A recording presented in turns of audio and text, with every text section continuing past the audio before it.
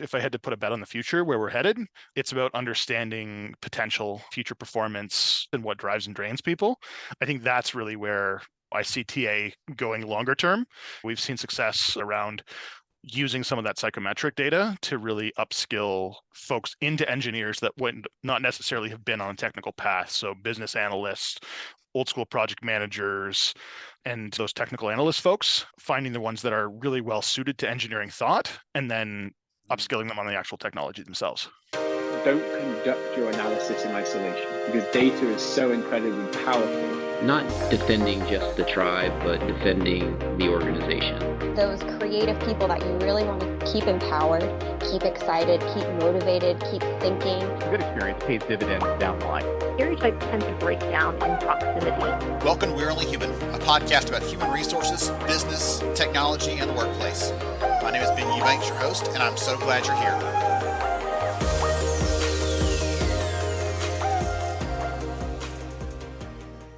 Hey everyone, welcome to We're Only Human. I am Ben Eubanks, your host, and looking forward to a great conversation today. Looking forward to learning something myself. You all know that I say that pretty regularly, that I'm taking notes, everything else, and today's conversation will be no different. I'm so excited to be here with Travis. We're going to be talking about talent intelligence and recruiting and what's new and different in the world of talent acquisition in the last year or two, and some of the things that he sees on the horizon. Maybe I can get him to pull out his crystal ball and give us some looks at that. Travis, welcome. Glad to have you.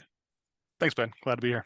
Absolutely. So before we get to some of the fun stuff, would you take a second and tell the audience more about who you are, what you do, please? Sure. I actually just started a new job. I'm taking over and doing a TA transformation at RBC in Canada. Came off of about 10 years at Manulife and insurance, and just looking to transform, upskill the function, kind of future-proof, and make sure that we have that next-gen talent acquisition function with talent intelligence, sourcing, kind of all the bells and whistles. All right. Wonderful. And you're based in? Just west of Toronto, so Okay. Up here in Canada. Okay, so you're going to be the nicest podcast guest that we're going to have on. I think that's a stereotype anyway. We'll find out in a little bit. I'll rate you at the end, yeah, and I'll let you know how that goes. Okay, so let's cast a big net just to start off, because you have this really interesting perspective on the space, and I've had a chance to hear you speak in the past and loved it. So what do you think is the biggest change that's happened in the space of talent acquisition in the last 12 to 18 months? You can expand that if you need to a little bit, but I know it's been just a wild time. Yep. I'd love to hear from you why you think that is and what's going on. Yeah, so I think that the biggest change is yet to come in terms of what that looks like. I'm going to do a bit of a cop-out, and I'm going to say generative. I think generative is probably going to be the biggest piece. We've heard a lot about kind of the skills revolution, what that looks like. How do we tie together ontologies and make kind of everything make sense? But I think in terms of the biggest piece that's yet to come, with this whole concept around generative AI and being able to take that approach of, this is my resume, my CV, this is the job spec that I'm trying to match to, we're going to get to a point where you're going to be able to feed those two things in together, and you're just going to get that 100% match. So all these companies that are matching on skills and all of that, I think that is going to have limited lifespan. So I think if I had to put a bet on the future, where we're headed, it's about understanding potential, kind of future performance, the psychometric space, and what drives and drains people. I think that's really where I see TA going longer term. It's going to be different trajectories for different types of roles. I think it probably starts with the more junior type roles, but I think even in terms of some of the technical roles, we've seen success in my time at Manulife actually around using some of that psychometric data to really upskill folks into engineers that would not necessarily have been on a technical path. So business analysts, old school project managers, and those technical analyst folks, finding the ones that are really well suited to engineering thought, and then upskilling them on the actual technology themselves. So goodness, I got to go back and pick at 2 or 3 things you said there, because there was so much wrapped into that. So you said a few minutes ago, you mentioned things like skills, ontologies, things like that. And I've got to tell you that I talk to lots of TA leaders, and that's usually not the thing that comes out of their mouth. Okay. Yeah. It does in learning. It does in some sort of HR roles, some sort of talent management stuff, but usually not on the recruiting / talent acquisition side. That's not a common conversation. That maybe why you're a unicorn or whatever other fairy creature you'd like to be. I don't know. Maybe a centaur. I don't know. Anyway, so I think that's really interesting. You brought that piece of it and talked about that as an interesting thing that's changing in the space, just because, again, I don't see people talking about that from the TA side. And I don't know if that's because of the nature of your role, where you're looking at things at this really granular level. You're going beyond just, I need to fill another X, but what are the core skills that make X successful? How do we find those? How do we, you talk about even the psychometric pieces, like, well, how do we find the things that are related to that might make someone able to adapt to that? All those kinds of things. I think it's just a really neat perspective on things. Yeah, I think that comes from my background in analytics, right? So I spent the last 7 or 8 years from an analytics perspective, working in the people analytics space. So it's bringing that architecture of job frameworks and analysis and data back into the recruitment space. I think recruitment is probably one of the most data rich environments across TA or across HR more broadly. And I think we're doing ourselves a disservice if we're not taking that data driven approach to what it should be. So if someone's listening to you right now that says, okay, I want to be Travis when I grow up, I'm going to be able to do that. You might give them some words of caution in that possibly, but if they say, I want to be like that, I really do want to be data driven. I really do want to have that approach. You had the benefit of saying, I'm an analytics person working in TA. It's kind of how you just presented that a second ago. Yeah. But what advice would you give someone that says, I'm just quote unquote a TA leader? How can I get better at the analytics piece or at the data piece, or how do I present evidence for this stuff? What's your recommendation for them to do that? It's interesting because I think the best advice I would give is be curious. Honestly, it's not even necessarily about having the right skill set. Like, I'm about as mud as you come in terms of background and skill set. Like, I started my undergrad in software engineering. I moved into law and policy. Then I moved into and then I did my HR courses because I didn't want to go to law school anymore, and I was going to be an HR person. I got that, and then I worked in agency recruitment for a bit, started a sourcing function, and moved into analytics. And when I started in analytics, I'd never used Excel before. So it was really just technical and curious and wanted to learn something new. It's about having the right leaders along the way too, I think. I had one leader when I moved into analytics initially that basically gave me 6 months to figure it out. We had a conversation about how I'd never used Excel, and then we started talking about data models and programming languages and things like that. He's like, you'll be fine. So he gave me 6 months to learn. And at the end of the 6 months, we had a whole new process for how we were doing enterprise reporting, and that's the framework that we use today. So it's learn something different and something new and try it out. Do you think that your experience across all those different pieces, though, is what helped you to be better, to be more curious, or that might be like a chicken or the egg thing? I'm wondering, like, because you touched all these different things, different educational pieces, but also on the employer side, these different perspectives from staffing agencies, things like that, like those pieces of it, I feel like that makes you more curious because you have to be by default. I don't know. I'm coming to a new space. I have no clue what I don't know. So I'm going to start asking questions. And I think that helps there. But for anyone else who thinks they know, like, that's just your recommendation would be just ask more questions, be genuinely interested in things. You don't know everything, and that's okay not to know everything. 100%. And start with YouTube. Everything is on YouTube. I've heard of YouTube. Data modeling perspective, like we at a former company, we had finance build a security model based off YouTube videos. So it can be done. You can figure out a lot of things, whether it's fixing your headlight or building a financial model, whatever else. It's all there. It's on YouTube. Yep, you figured it out. It's on YouTube. Okay. And then one of the other things you talked about a little bit was upskilling some technical people or people into new technical roles, things like that. And again, I can see the appeal of that we see in our data that we collect, that talent acquisition leaders are leaning into that sort of thing more than ever, probably because they're like, it's hard to find them outside. Let's look inside for a second and see what we can find. Yeah. Any advice for someone that doesn't do that well today?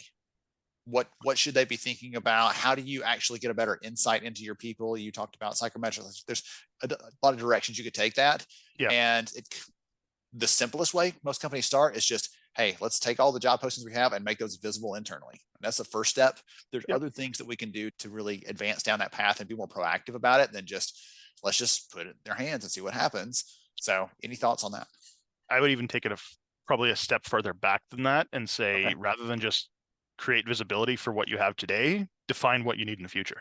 So one of the things I did when we were at Manulife was we had 5,000 technologists and 1,700 different job roles and no idea what anybody did. So we basically took it back to basics and we said, to be successful in a digital cloud first organization, these are the roles that we need. And we basically built a career framework with about 40 different roles, to which, because I was the analytics person for the technology function, I knew the function pretty well. I built a model that basically mapped everybody into a suggested role. And myself our VP of HR at the time, and a single consultant from Accenture. Flew around the world and talked to all of our people leaders at the kind of AVP plus in Manulife and said, we think your people go here. Tell us why we're wrong. And that's how we got clarity on what work sits where. And then we can start to, from there, look at career paths. We can start to look at what work should be done in what location. Can the talent market actually support that work? Which we found in some cases it can, some cases it can't. Platform is a great example of that, where you're building containerized software. There are lower cost markets that can support the engineering of that, but they might not have the maturity to support the design. So you have to do your architecture in a different market. But using talent intelligence, you can actually take a step back and understand those differences so that when finance put everything offshore, you can say, actually, that's not going to be cheaper. It's not going to work for us. We need to take a step back and say, we'll give you this, but this needs to stay same time zone, different country. It's really interesting to see the work designed like that, broken out like that. The other piece of that that was kind of pumped about is y'all said, hey, you didn't say, hey, here's the model we've created off in a lab somewhere. Just take this, but let's proof test this. Let's try to have these leaders break it that are as close to the work as we can get, that they have a broad enough purview of what's going on, but they also can say, yes, this looks like a great fit for, or no, that's not going to work here, and here's why. And you actually are getting smarter, and you can inform the model. You can be smarter next time you iterate on that. Like I get excited about those pieces of it, because so many of the stories you see, this big case study company just HR leader decided this or whatever else. Like suddenly it just rolls out to everyone. And I wonder how that feels to be on the other end. If you've got leaders who had a say so in that, they're going to be much more likely to say, thumbs up, support it. Let's make this happen. Here's how it works for our team. Or they didn't ask us, this doesn't fit us. Y'all do what you want to do, because I don't really think it's going to work anyway. It's the sponsorship piece too, right? Like for us, it was super important that the change was driven from the business. It was driven by the CIO. It wasn't driven by HR.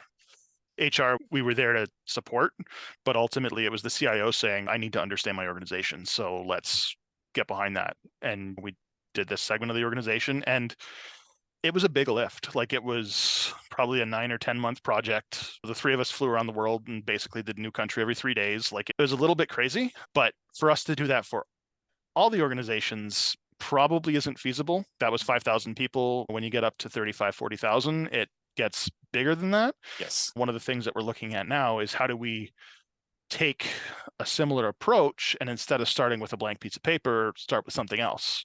So what we're doing in this case is we're basically starting with external market data to say, here's our job catalog, because we have a fairly clean catalog of harmonized global grades. It's all nice and clean. And we've mapped that to external market data and basically gotten it to the point where we can start to identify these are the types of market roles that map to our internal role. These are the types of skills that map to our internal role. And we can use that as the starting point to say, we think these are the top 10 skills in digital marketing. Do you agree? Do you disagree? What's missing? How can we calibrate that? And the nice thing about that is when you've done that mapping and you've built it in like a systemic way, it becomes super easy for your end user. So even the individual recruiter, you're not beholden to a LinkedIn Talent Insights or a Talent Neuron seat count license, because you effectively own the data. Literally, your recruiter can say, engineer 1, 2, 3, 4, 5 at company X is this market segment. And so you've built that bridge there. I was going to ask a question a minute ago, and then you went ahead and laid it out here, but I was going to ask you to define talent intelligence, what that means, because depending on who you talk to, you may get a very different sort of response there. And I feel like the way you're talking about this from a very tangible and practical perspective is how I would not be as probably verbose as, or not verbose, that's not word, but be as clear and concise as you are trying to explain how it actually works practically. But a lot of employers are like, oh yeah, just more stuff about more people. More jobs, and that's too vague. That doesn't help anyone. Or when a vendor's out there like, we do talent intelligence, and there's 50 different types of companies that are saying they're doing that right now. That makes it really hard for me and in my work, and for obviously other leaders like you. They're trying to figure out, I need to solve for this, but this seems like it's just a job board connection or whatever else. It doesn't affect us. It's the age old start with the business problem, right? What are you actually trying to do with it? And it's funny because I've had a number of conversations with different practitioners, and is talent intelligence the top layer, or is people analytics the top layer, or what's the difference? What's the similarity? Like, and honestly, for me, I think, and maybe it's because I come from people analytics, but people analytics is really the umbrella. And then I think talent intelligence is the external market focus of analytics. So that's how I look at it, but I know that's not necessarily the overarching viewpoint by some of the other books and things like that in the industry. So I might get we'll that see. stitched on a pillow. Yeah. I think that's a really good, but that's super helpful for someone to, in their head, listening right now. You all can't see us. You can't, you're just using your ears to participate in this conversation. But to say, people analytics gives us insight into our people, what's happening inside the business. Yep. How intelligence gives us a layer of insight like that to the external market, what's happening outside the company. If you just said that, everyone listening right now can grasp that, can understand that, can say, okay, even if I don't know 100% how it works or why it works or all the use cases like you were talking about a minute ago, I still get the reason behind that and it makes sense to me. So anyone can make it as complicated as they want to. They can sell the consulting. We'll stick with, keep it simple, keep it practical here. That's fine with me. Sweet. I don't want to derail this conversation too bad, but I have a question for you based on your multi-country tour that you took. Sure. What was the country that maybe surprised you the most or was most interesting to you? Two different questions, pick one. But what was the one you're like, looking back, that was cool, and I maybe want to go back there again sometime? Couple answers, I guess. I did miss one country in my tour, which I'm a big Nintendo nerd, so I really do want to get Japan? to. I did miss Japan. I didn't get to Tokyo. I stayed for an extra week in the Philippines.